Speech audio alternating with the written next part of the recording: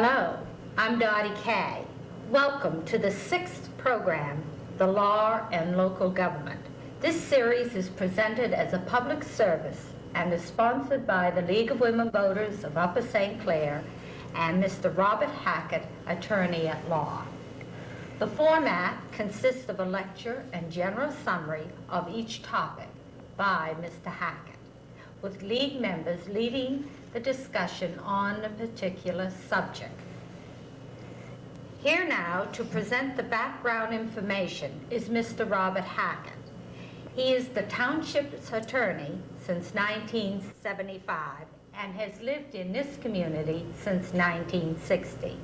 He has offices in Upper St. Clair and is associated with the law firm Strasburger McKinnon in Pittsburgh, Pennsylvania.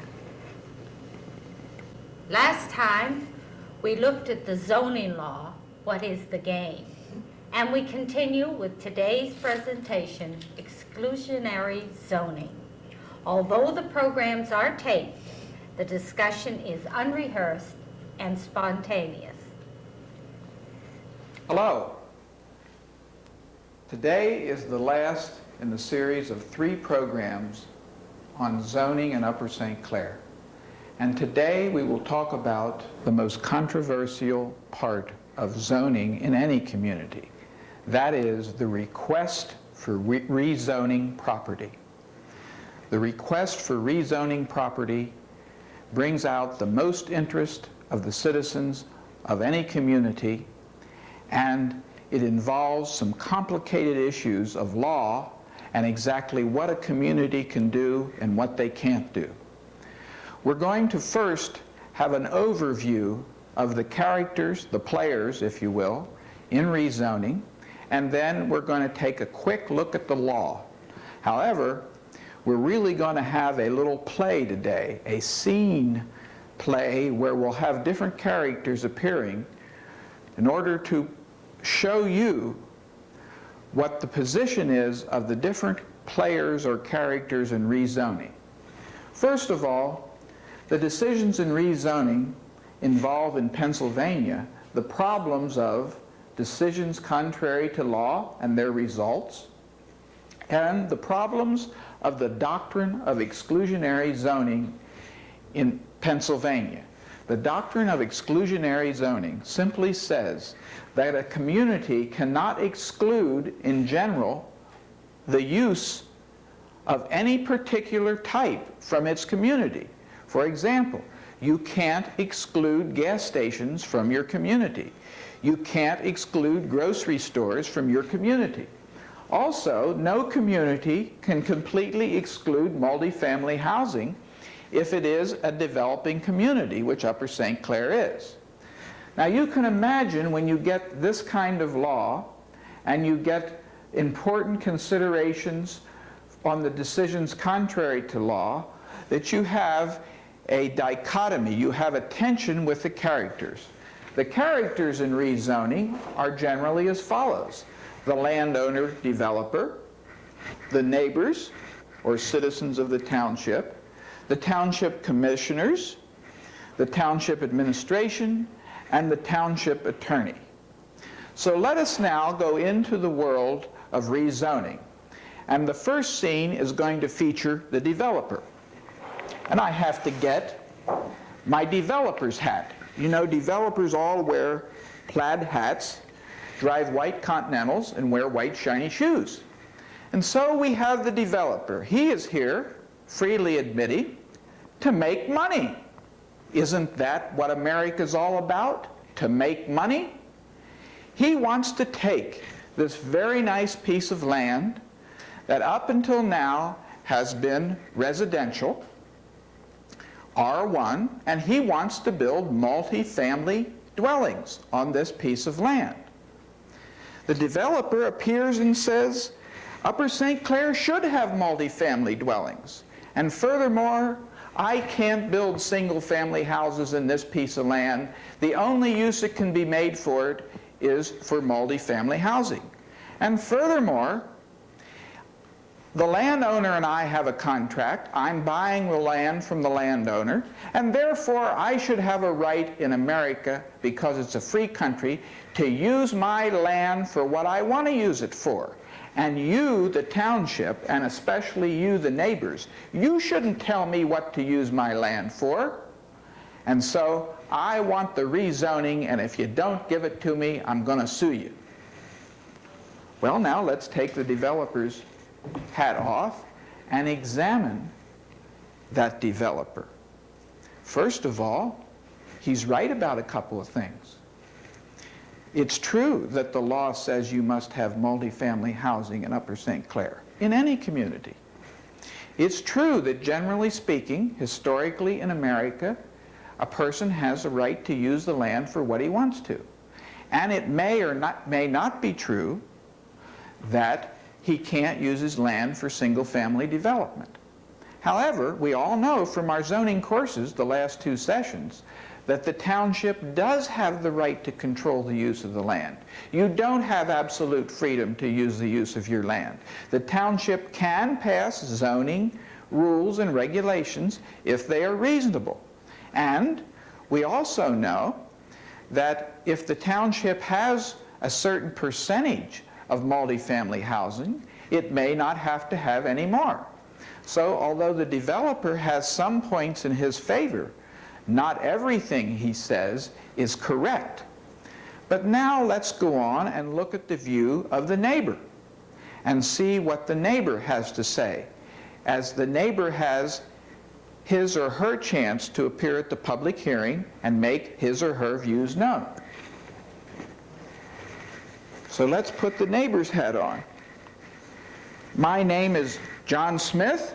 I live right next to that fella who wants to use that land for multifamily housing. Now we know Upper St. Clair has never been a place that we had a lot of multifamily housing. As a matter of fact, I moved out here 20 years ago because there wasn't any multifamily housing. And I don't want any multifamily housing. Now, I'm not against multifamily housing, but it shouldn't be in this location, because this location is where I ski with my atomic skis.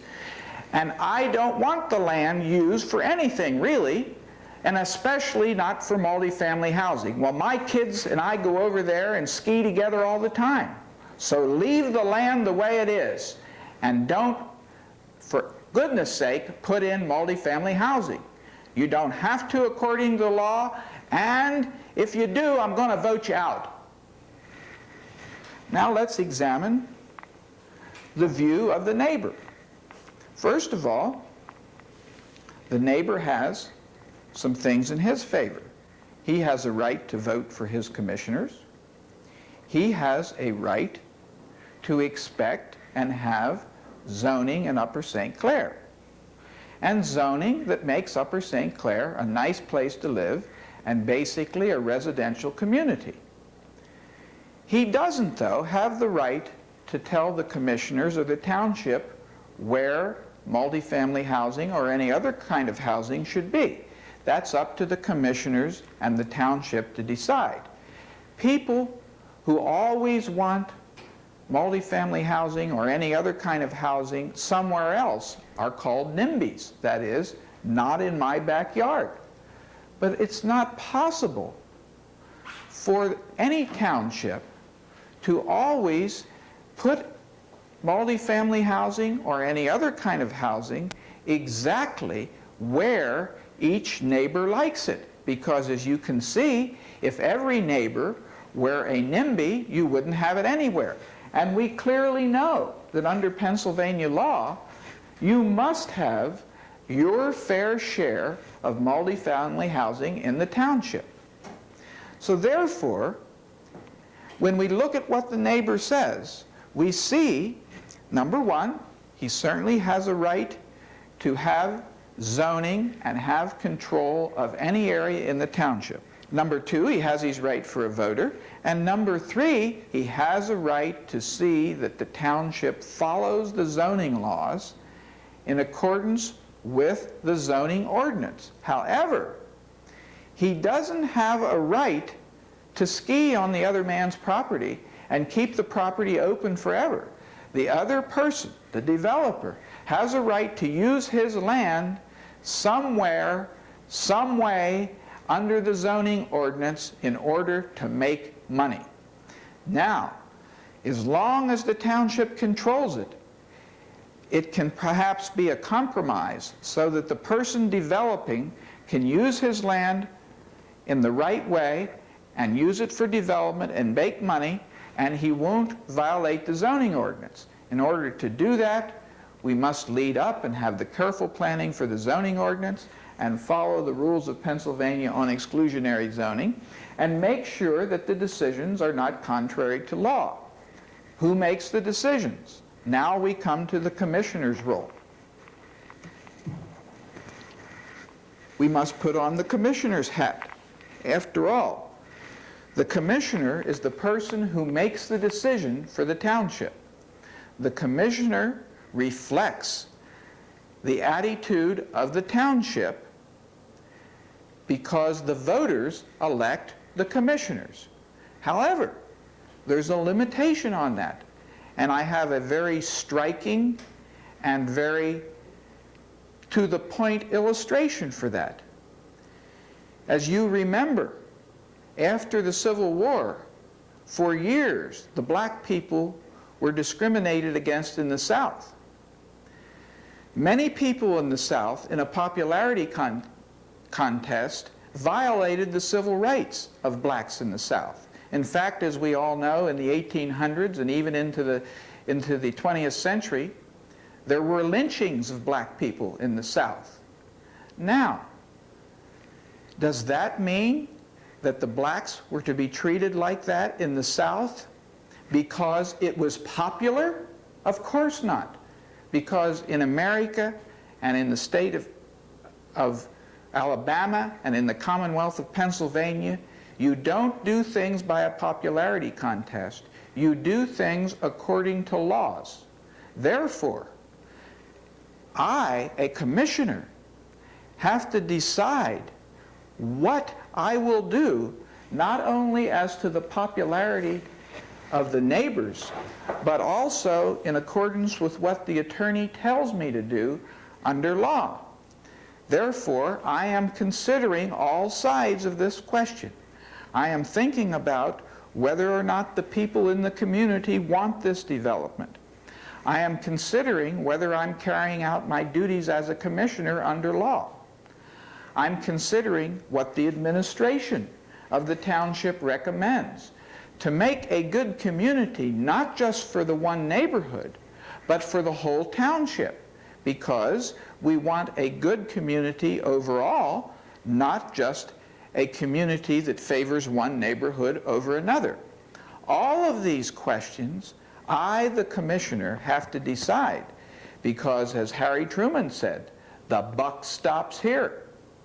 And therefore, it is up to me to consider, under the law, under what the neighbors or my citizens want, and with all the players, what should be done.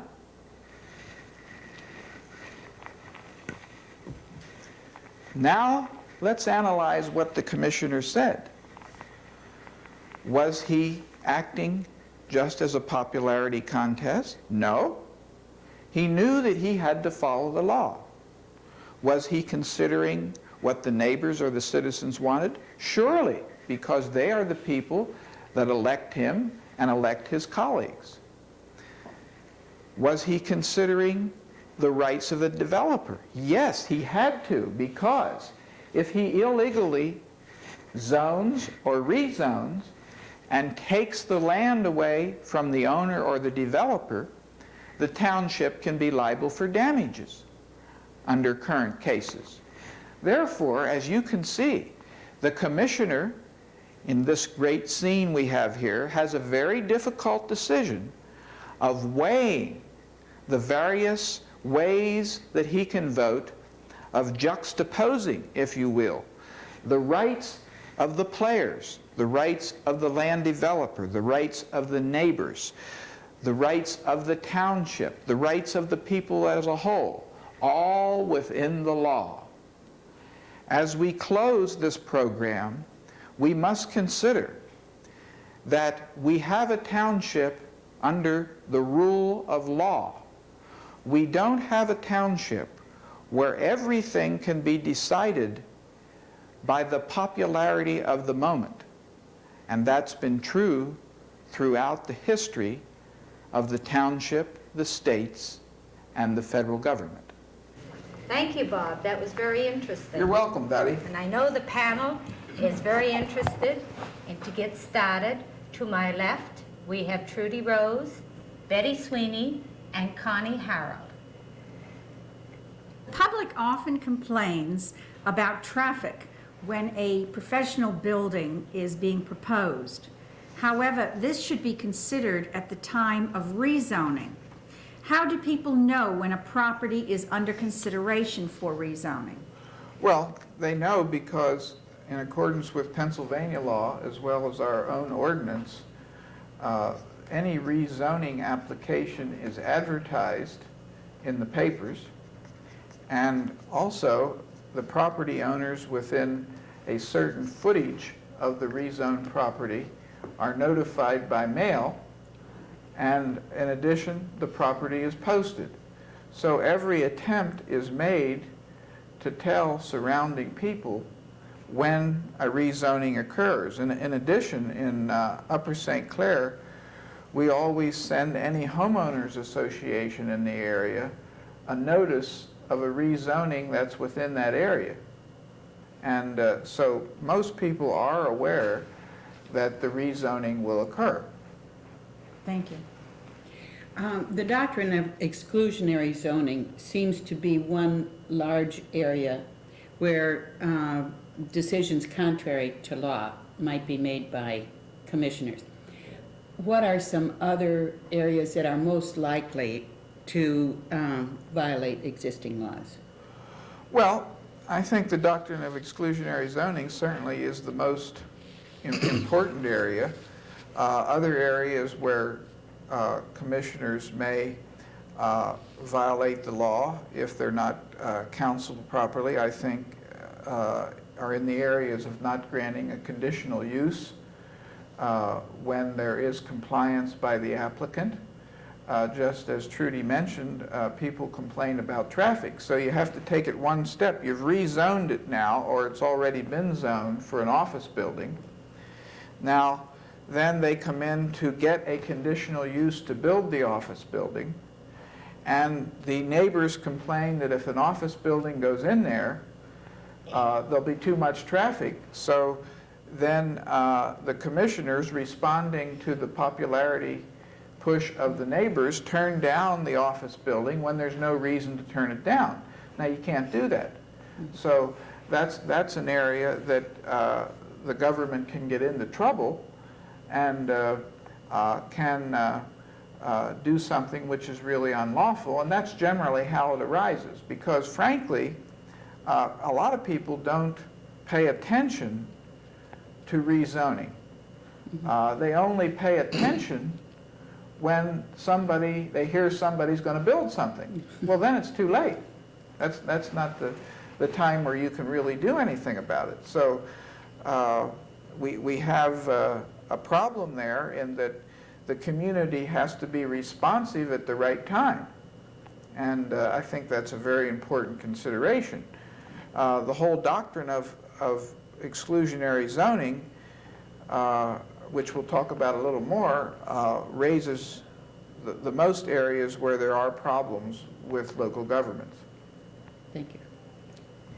Bob, what percentage of land in a township by law must be zoned for multifamily living? How much multifamily housing do we have in Upper St. Clair at the present time?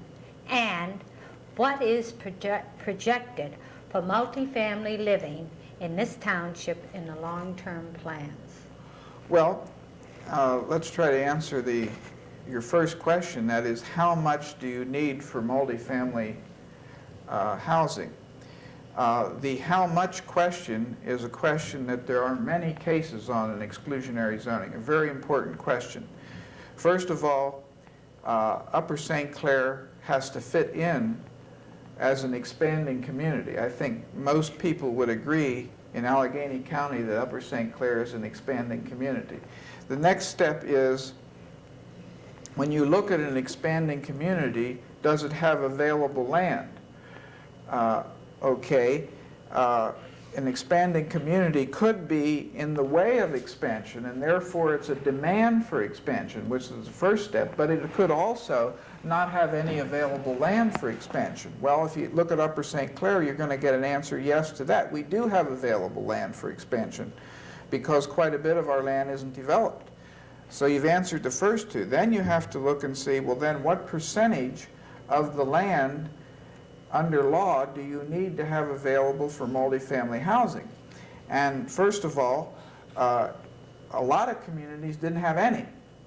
Well, we don't fall into that category. We do have several hundred acres that have been developed in multifamily housing.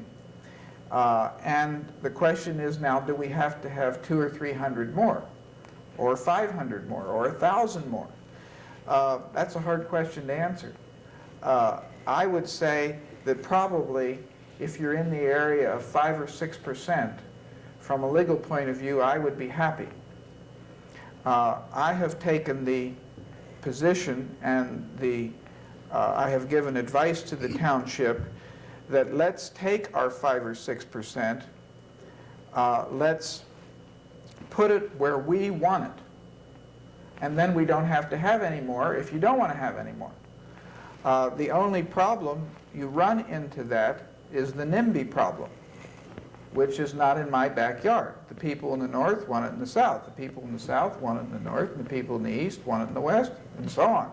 So you have to, and it's a good example that we face in all democracies in America. You know, it's like the tax proposal now to cut taxes. Everybody that has a special interest wants everything else cut, but not his.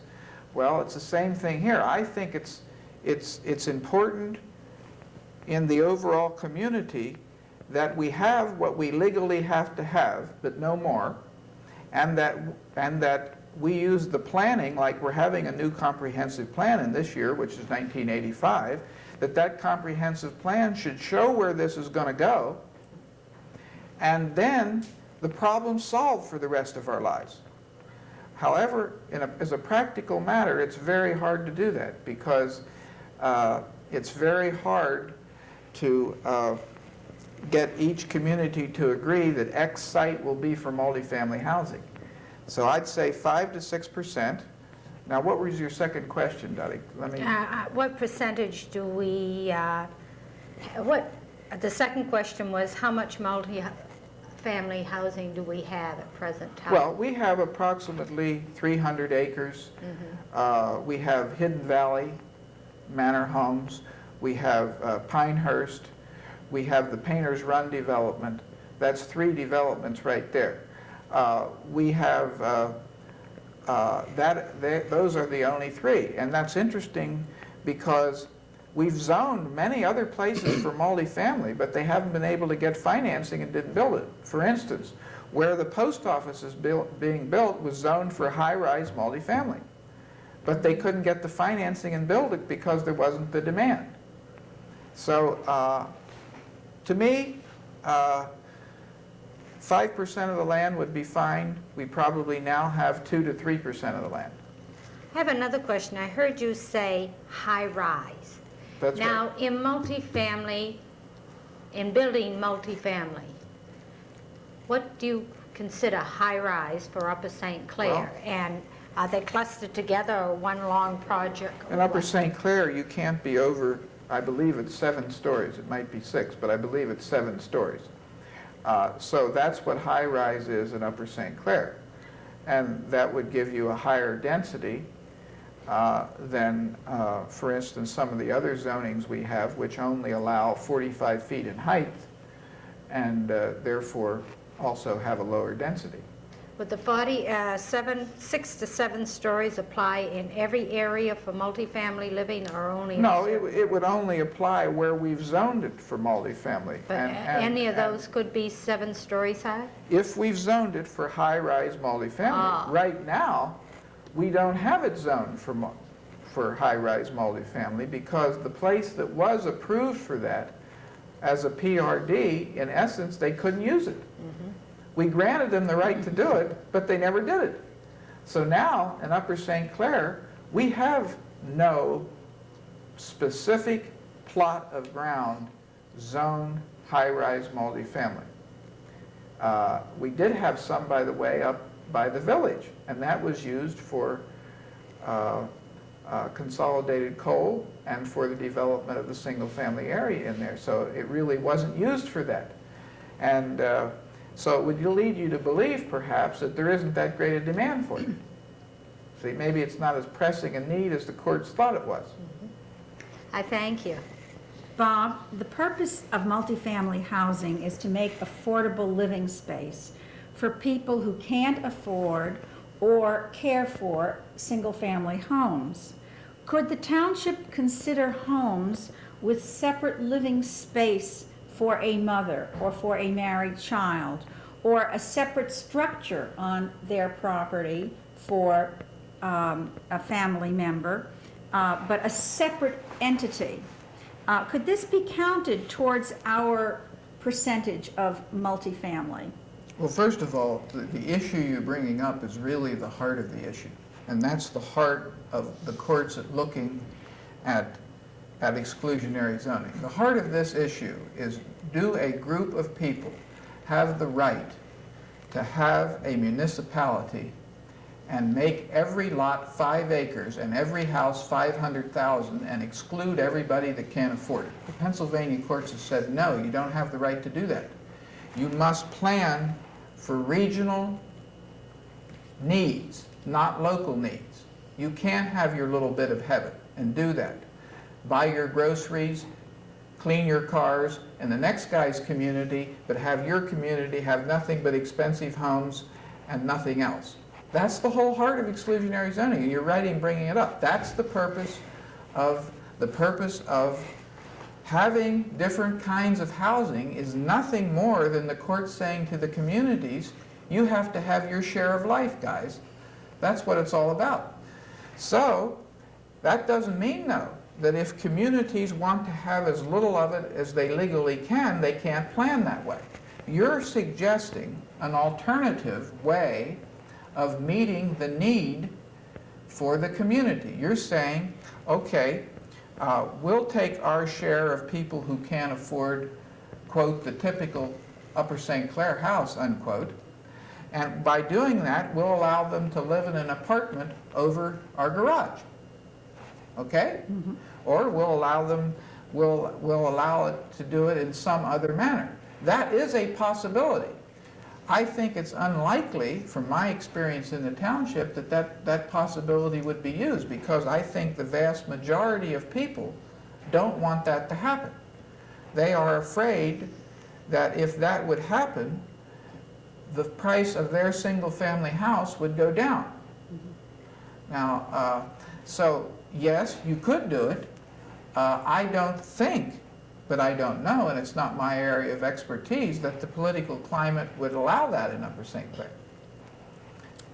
Right. Is Friendship Village considered multifamily? Absolutely. That's multifamily, and that's one I didn't mention when I mentioned Hidden Valley, Pinehurst, and the Painters Run Plaza. I didn't mention Friendship Village, and it is considered multifamily, and it's a considerable number of units and acreage. Mm-hmm. So it does fulfill a need that Allegheny County has, and I think it's important to stress that. That's a very typical thing. Allegheny County has one of the biggest needs for housing for the elderly in the United States, because it has a very large old population. And Friendship Village fulfilled that need, but it was a regional need. You see? Mm-hmm. See what the courts are after in exclusionary zoning? It wasn't just a local need. In that case, however, the commissioners who set the philosophy for the township felt that that was a smart need not only for the region, but for the township. And that's what you really hope will happen, that you can do something that will benefit not only your own community, but the region. Thank you. Mm-hmm. always heard, and I could be wrong, but I've lived here for 12 years, and I've always heard that Upper St. Clair will never have a McDonald's, quote, or some other type of hamburger fast food place. And sure enough, so far, to my knowledge, we don't have one. You state in the doctrine of exclusionary zoning that we cannot exclude any one type of business. How have we managed to keep that type of business out, and will we in the future? By brilliant legal maneuvering. No, we haven't done anything illegal to keep McDonald's out. What we've done is exactly what I think we should do in the use of planning for the limited amount of multifamily we want to have. And we have done that, and I don't take credit for that. I think it was done in the planners before me. We have zoned a limited amount of land for C2, and we have allowed a McDonald's. It just so happens that A, either that land was used already for something else, or B, it had a more valuable use than a McDonald's. So by planning, it just so happened that in our C2 area, remember we also have a C3 area, which is the village, we have not had a McDonald's because the space has been used for something else, or it's been more profitable for the developers to use it for something else. Now, what we have done is we have kept it residential, or SB, right along Route 19, which of course then, that's where McDonald's would like to be, prevents McDonald's from coming. But we don't prevent McDonald's. For instance, you could build a McDonald's down on Boyce Road by the railroad tracks if you want to build it. Why don't they build it? Because there's not enough traffic. So we have, in a legal way, contained that problem. And I think it's been very good planning, and it's worked very well. Now, for example, if the people at South Hills Village wanted to sell part of their parking lot for a McDonald's, they conceivably could do that, but they don't want to give up the parking. So it goes back and forth. Thank you. This concludes our series of the law and local government. On behalf of the League of Women Voters of Upper St. Clair, I would like to thank Mr. Robert Hackett, attorney at law, for his time, effort in presenting this series for the League. Thank you, Bob. I certainly enjoyed it. I enjoyed it too. And I'd like to thank our panel members, Trudy Rose, Betty Sweeney, and Connie Harold. And can I say a statement in closing? In closing this series of 6 programs on the law and the local government, I want to thank the League for supporting this series. And it's the League's hope, and I'm sure my hope, that the future classes and future people who move into Upper St. Clair will be able to use this series to know and understand the problems of local government and the issues that must be solved to keep Upper St. Clair a nice place to live. Thank you all for watching.